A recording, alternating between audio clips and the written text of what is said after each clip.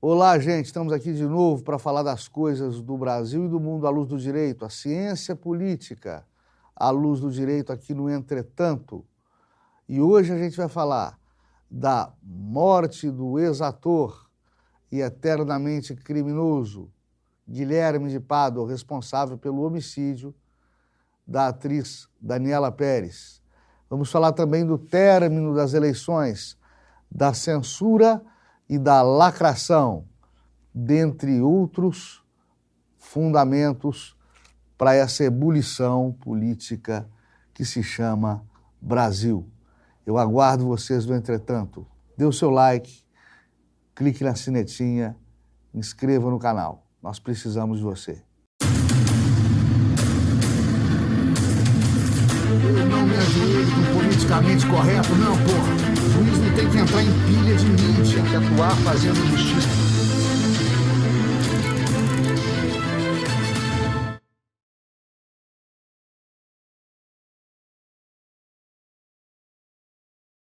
Trinta anos atrás, falecia de maneira trágica uma estrela em ascensão. A atriz Daniela Pérez, filha da também então ascendente escritora de novelas da TV Globo, Glória Pérez. Logo se descobriu que os responsáveis pelo homicídio da atriz seriam Guilherme de Pádua, ator também da Globo, que fazia par romântico com a Daniela, e a esposa dele, a Paula Tomás, que hoje trocou de nome. Seriam coautores, teriam agido em cumplicidade para exterminar a vida da infeliz vítima numa estrada deserta vicinal na periferia do Rio de Janeiro. O motivo disso, além de ciúme, de rivalidade, do critério passional, nada nunca ficou muito bem explicado. Jamais se vai saber. A história é que Guilherme e Paula cumpriram uma pena relativamente baixa, mesmo para os critérios brasileiros, depois foram postos em liberdade. As suas respectivas carreiras acabaram, até por conta da morte social, da lacração, do bloqueio deles em todas as mídias, pela rejeição, pela repulsa que as suas imagens causavam e causam no grande público brasileiro após o horrendo crime. E agora Guilherme de Pádua falece. Guilherme, mineiro de Belo Horizonte, foi meu colega de antigo ginásio do Colégio Loyola.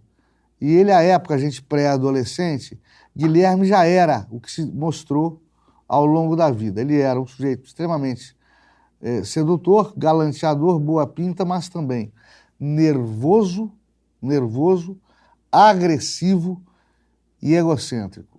Esse era o Guilherme de Pádua, pré-adolescente, meu colega de ginásio no então Colégio Loyola, onde cerramos fileiras juntos. Depois só voltei a ouvir falar dele emergindo no cenário artístico de Belo Horizonte e de lá para o Rio de Janeiro, onde ele acaba com a carreira dele, acaba com a vida da Daniela, da infeliz Daniela, com a imbecilidade, com o crime atroz que pratica. Agora ele falece aos 53 anos de idade, meu contemporâneo, eu também tenho 53 anos de idade. Por coincidência, na época em que uma série de bastante conteúdo, de bastante minúcias e de bastante qualidade estreia nos streamings do Brasil afora, que trata do caso de Daniela Pérez justamente. Só pela ótica dos familiares das vítimas e dos policiais e das testemunhas que participaram, então, daquela infeliz e trágica trama. Já se detectou aqui a falha grosseira de não se colher também as informações prestadas pelos acusados, ou seja, fica uma conversa de um lado só.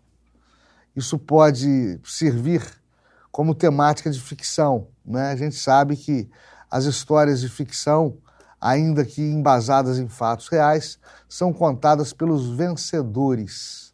São contadas pelos vencedores. Não se ouvem os vencidos. Isso é normal na ficção. Mas em se tratando de um documentário de forte conteúdo jornalístico, é um pecado a toda a prova não se ouvirem os dois lados. Foi o que faltou no documentário. E agora não vai ouvir mesmo, porque o Guilherme de Pádua se vai. Ele cumpriu uma pena privativa de liberdade relativamente pequena, consequências de um país que tem um sistema jurídico penal por demais brando, mas não adianta reclamar disso, temos aqui mudar a lei, até que se mude a lei, ele tem direito à aplicação da lei conforme ela está, porque tempus regit actum vale a lei da época em que ele cometeu o crime, nem era crime hediondo o homicídio qualificado na época em que ele comete o crime, tanto que depois, por força e lobby da dona Glória Pérez, é que o legislador brasileiro penal erige a categoria, ao rol de crimes hediondos, o homicídio qualificado, por conta do homicídio qualificado que vitimou a sua filha Daniela. Então, Guilherme, à luz da legislação vigente, pode não ter tido uma condenação moralmente justa, moralmente suficiente, moralmente satisfatória, mas ela foi juridicamente correta. Ele cumpriu. Fora das grades, sofreu um assassinato de reputação, jamais pôde se defender e cumpria a prisão perpétua no ostracismo, no limbo, sem ter condições de retornar às suas atividades, sem ter condições de se ressocializar. Por quê? Porque o delito hediondo por ele cometido, por ele perpetrado, causou tanta repulsa social que seria impossível a ele voltar para a sua atividade de origem, por exemplo, que são as artes cênicas, as artes dramáticas, né? A pena dele foi capital nesse sentido, foi prisão perpétua.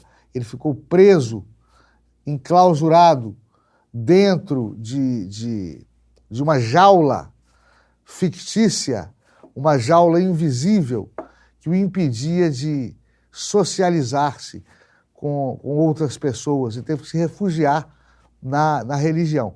Não tenho pena de Guilherme de Pádua em hipótese alguma. Eu acho que se colhe o que se planta. Eu acho que o exemplo específico deles nos mostra que a população, a sociedade de um modo geral, não absorve bem a essas penas ridiculamente baixas que são a regra no nosso ordenamento jurídico penal. Quando a lei, o jurista, o juiz não apenam com o rigor que deveriam, a sociedade acaba resolvendo por si própria, tanto com a lacração, tanto com a morte digital, tanto com a morte social, ou mesmo com recursos mais violentos e bárbaros, como é o caso do linchamento. Infelizmente, vez ou outra, volta à voga exemplos primitivos, exemplos deploráveis de justiça com as próprias mãos. Vou lembrar aqui do bandido da Luz Vermelha, que aterrorizou a região de São Paulo, estuprando e roubando e matando donas de casa, que por 30 anos ficou preso. Saiu, durou 3 semanas solto, foi assassinado. É isso. A justiça que os homens não fazem, as pessoas fazem aqui fora, através da lei do mais forte, através da justiça pelas próprias mãos. Eu também não gostei do resultado das eleições. Não pelo resultado em si, mas pelo fato de que, mais uma vez e mais intensamente, de maneira deplorável, as eleições para a presidência da República no Brasil dividiram e dividem o Brasil em 2. Ou seja, você não tem mais brasileiros, irmãos de brasileiros.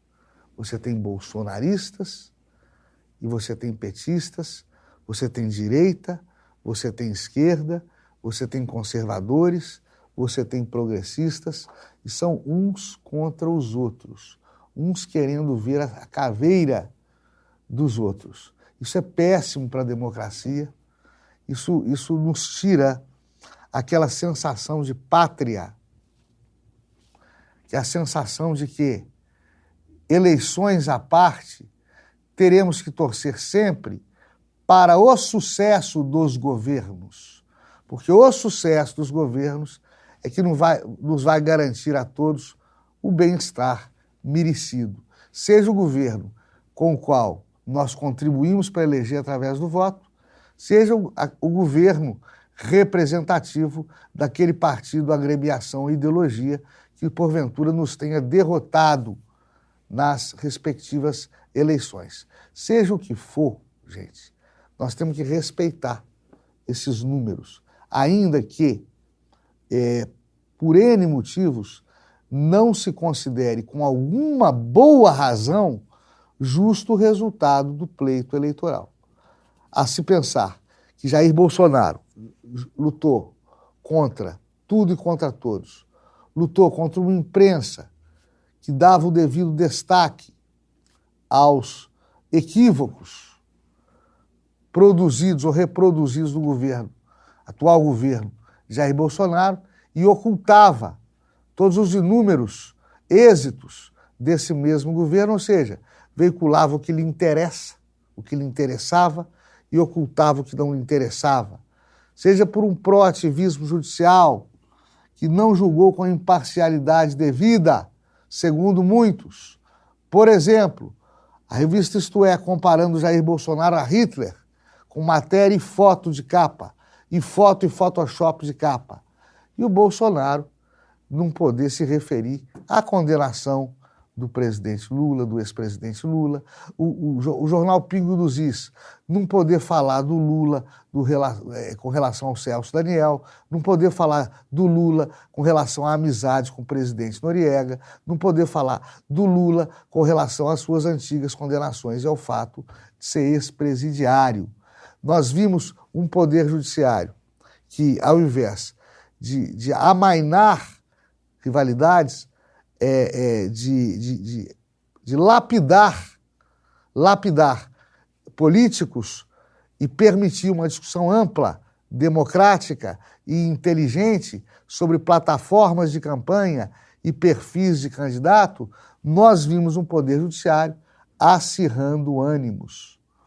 E toda essa celeuma, toda essa bagunça se deve a um ministro chamado Edson Fachin, que lá atrás, ao julgar um recurso do Luiz Inácio Lula da Silva, entendeu que por um problema de CPF, por um problema de foro de prerrogativa de função, que não havia, Lula deveria ter sido julgado em São Paulo e não em Curitiba, o que, aliás, era óbvio, mas poderia ter sido óbvio quando, 1 ou 2 anos antes, o mesmo Supremo julgou o habeas corpus para não permitir a prisão do Lula após condenação confirmada por superior instância.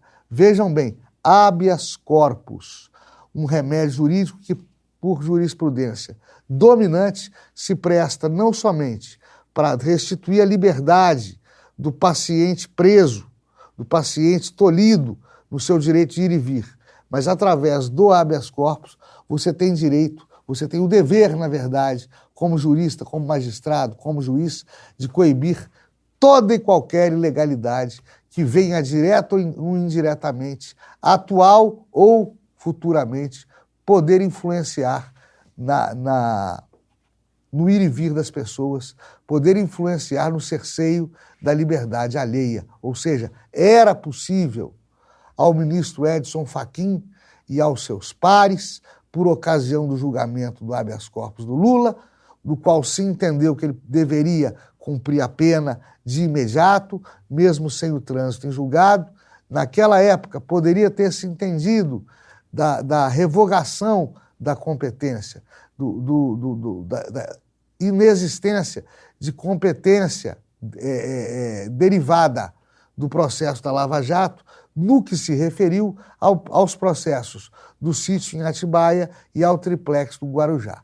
Naquela época, o direito era o mesmo, os ministros eram os mesmos, o problema era o mesmo, a pegada jurídica era a mesma. No entanto, o STF, lá naquela época, demonstrando que é um tribunal jurídico, mas é, sobretudo, um tribunal político, o STF falou, tudo bem, Lula está errado, Lula está inelegível, vamos dar graças a Deus que ele está fora do prélio eletivo e vamos tocar o barco com quem a gente tem aqui. Ah, quem que a gente tem aqui? Bolsonaro.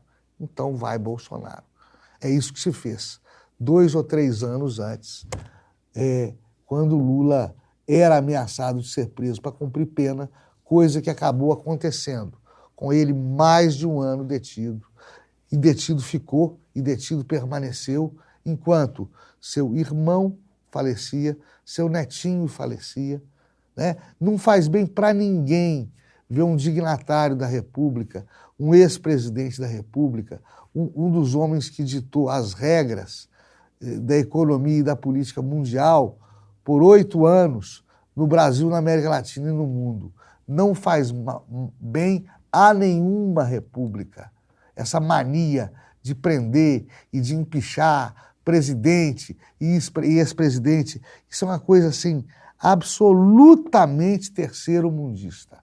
Absolutamente terceiro-mundista. Não se deve fazer esse tipo de leitura sobre o adversário. Ah, ele que se ferre. Não. Acabou a política. Podemos usar aí remédios constitucionais ou não, podemos nos revoltar ou não, podemos até impedir, por meio de política, por meio de manipulação de órgãos de mídia e de opinião pública, podemos até impedir o senhor Lula de governar. Mas aí nós estaríamos incidindo em outro erro muito bem diagnosticado pelo nosso presidente da República. Nós não podemos, nós, setores conservadores, nós que não somos militantes de esquerda, nós não podemos nos igualar aos adversários, porque estaríamos nos igualando por baixo. A coisa toda é tão orquestrada, que o que a grande imprensa chamava de orçamento secreto, na época do presidente Jair Bolsonaro, que nada mais era do que um projeto de emenda parlamentar sem motivação para despesa, muito embora atendesse ao teto de gastos, esse termo pejorativo orçamento secreto, com o advento do governo Lula, virou projeto de emenda parlamentar. Ou seja, a coisa é tão direcionada, é tão mesquinha, é tão fora de dúvidas, que se perdeu a vergonha. Eu me recordo aqui de 2 fatos literários históricos. Em primeiro lugar, a Turquia, o país Turquia, que vive uma pretensa democracia, é dos países muçulmanos mais evoluídos do mundo, até porque tem um pé na Europa. Na Turquia continua crime inafiançável mencionar o fato de que a Turquia massacrou o exército e o povo armenos durante uma de suas guerras. É considerado crime de lesa pátria, se bobear a deportação, linchamento, pelotão de fuzilamento, coisa que o valha. Nós estamos evoluindo para isso aqui no Brasil, o que é preocupante. Perdeu. Mas você não pode coibir a pessoa de falar o que pensa, ainda mais quando essas palavras vão morrer no que são. Palavras, por mais brilhantes que sejam. Quando você começa a censurar, a tirar do ar, a lacrar, a bloquear o Whindersson Nunes, Carla Zambelli, Brasil Paralelo, Alan dos Santos, você vai chegar aonde com isso? Aonde você vai chegar com isso? É um absurdo o que está acontecendo, mais uma vez, com a conivência, com a concordância dos juristas do Brasil. Não é possível que se admita um colegiado de juízes escolhendo por nós todos, administrando a nós todos, dando voz e vez a nós todos. Coisas que nem eles conseguem realizar a contento. É por isso que a gente tem que levar muito em conta a questão da tripartição dos poderes. Na hora de decretar o seguinte vaticínio, a seguinte verdade dogmática. Verdade dogmática é aquela que não precisa ser demonstrada. É aquela que existe, você aceita e pronto, acabou. A grande verdade dogmática que a gente tem para reportar para vocês aqui é que, de fato, se tivessem sido ouvidos os bons conselheiros, nós teríamos tido uma eleição muito mais tranquila. Ganhasse para que lado se ganhasse. Por exemplo, nada custava ou custava muito pouco uma urna com comprovante eletrônico, uma urna auditável. Nada justificava a perseguição político-ideológica que Bolsonaro sofreu. Para mim, um dos poucos presidentes vítimas de ditadura. É tudo bastante complicado do lado de baixo do Equador. Mas deu para ver que não basta para você ser político e político exitoso, não basta você conhecer as regras de funcionamento da Câmara, do Poder Executivo, da presidência do Presidente da República ou do Poder Legislativo. Judiciário, Legislativo, Executivo. Não basta você conhecer esses meandros. Você tem que se defender desses meandros para impedir que o seu governo pare de funcionar pelo emperramento da máquina pública, que está totalmente viciado pelos quadros de esquerda, que só permitem um governo tranquilo, caso o seu candidato de preferência, de cadeirinha, de estimação, seja eleito. Senão, eles são adeptos daquele adágio, daquele brocardo anarquista, né? Ai, governo, sou contra. É mais ou menos por aí que eles fazem oposição. Eu sou obrigado a discordar disso. Eu acho que a gente tem que fazer uma oposição consciente. Vencidas as eleições, voltar a trabalhar. Tem eleição de 4 em 4 anos, é igual Olimpíada, é igual Copa do Mundo. É bola para frente, tá? E vamos trabalhar, não vamos nos igualar com o setor progressista da sociedade, que é um setor que habitualmente tem pouco alcance no que se refira a respeitar a lei e a ordem nos municípios, nos estados em que atua, como já tive, por exemplo, oportunidade de verificar em outros países. A polícia não precisa ser acionada, não precisa achar vítima, não. Encontrou a baderna, encontrou o baderneiro, leva sem BO, leva sem nada. Lá na delegacia apresenta para o delegado. Isso agiliza, inclusive, a aplicação da lei penal, a aplicação da vindoura lei penal. Apesar dos pesares, apesar de termos sido coroados por eventos finais na corrida eleitoral que foram desagradabilíssimos, que foram inéditos, por exemplo, Roberto Jefferson dando tiro a esmo quando a Polícia Rodoviária Federal virá escoltá-lo, né? Houve episódios lamentáveis de ofensa à filha do presidente Jair Bolsonaro, chamando-a de palavras de baixo calão. Ela é uma menina de 11 anos de idade.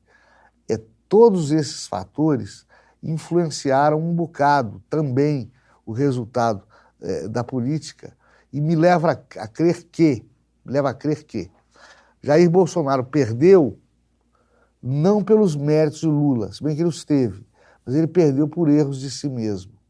É lamentável isso, né? Agora acabou.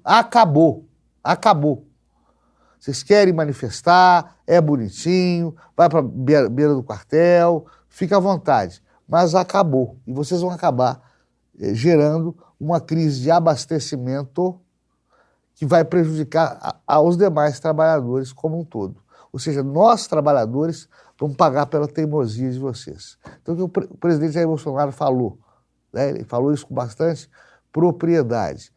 Temos que nos preocupar e não nos igualarmos ao inimigo. É isso aí. Vamos com Deus e até a próxima. Dê o seu like, clique na sinetinha e inscreva-se no canal.